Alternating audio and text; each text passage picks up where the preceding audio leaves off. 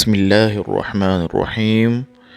السلام علیکم ورحمۃ اللہ وبرکاتہ۔ معزز سامعین مکرم، پرانے زمانے کی بات ہے کہ کسی بادشاہ کے دربار میں چند درباری بادشاہ کے سامنے ایک بحث و مباحثے میں مبتلا تھے۔ وہ بحث یہ تھی کہ عبادت کے دوران، خصوصاً حالت نماز میں، شیطانی وسوسوں کی وجہ سے انسانی ذہن منتشر ہو جاتا ہے اور عبادت کا سارا اثر زائل ہو جاتا ہے۔ ناظرین مکرم، ان کی اس بحث مباحثے کو بادشاہ خاموشی سے سنتا رہا، لیکن بادشاہ آخری وقت تک اس بات سے انکاری تھا اور اس کا کہنا تھا کہ اگر انسان کے شعور میں اللہ رب العزت کی عزت و عظمت، جنت اور دوزخ کی سزا و جزا کی ذرا سی بھی اہمیت ہے تو وہ کبھی بھی ایسے خیالات کو پیدا ہونے نہیں دے سکتا۔ آخر بادشاہ تنگ آ گیا اور اس نے ان مناظرہ کرنے والے لوگوں کو سبق سکھانے اور عملی طور پر اس بات کو سمجھانے کے لیے ایک ترکیب سوچی اور ان سب کو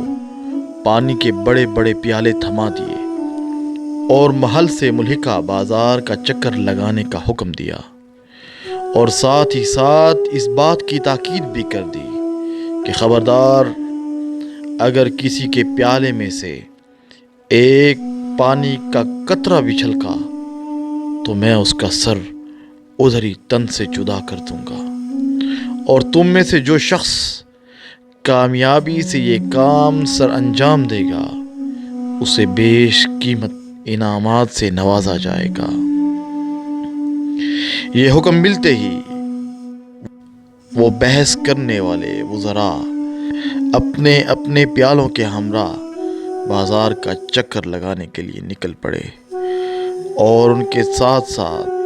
بادشاہ کے حکم پر ایک ایک جلاد بھی ساتھ ہو لیا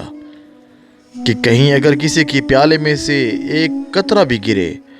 تو وہ ادھر ہی اس کا کام تمام کر سکے۔ لیکن ان سب درباریوں کے لیے حیرت کا کوئی ٹھکانہ نہ تھا۔ جب وہ سب اپنی اپنی منزل پر پانی کا ایک قطرہ گرائے بغیر خیر و عافیت سے واپس پہنچ چکے تھے، تب بادشاہ نے باری باری ان سب درباریوں سے بازار اور ارد گرد کی چیزوں کے بارے میں پوچھا، تو ان سب کا یہی جواب تھا کہ حضور، سر قلم ہونے کا ڈر تھا اور انعام کو پانے کی لالچ تھی، بس اسی لیے ہمارا کسی دوسری طرف دھیان ہی نہیں گیا۔ ناظرین مکرم، بالکل اسی طرح اگر ہمارے دل میں بھی خدا کا خوف، جہنم کا ڈر اور جنت کی چاہت ہو تو کچھ بھی ناممکن نہیں کہ ہم بھی اپنی عبادات کو ارد گرد کی سوچوں اور شیطانی خیالوں سے پاک نہ کر سکیں۔ فیصلہ آپ پر ہے۔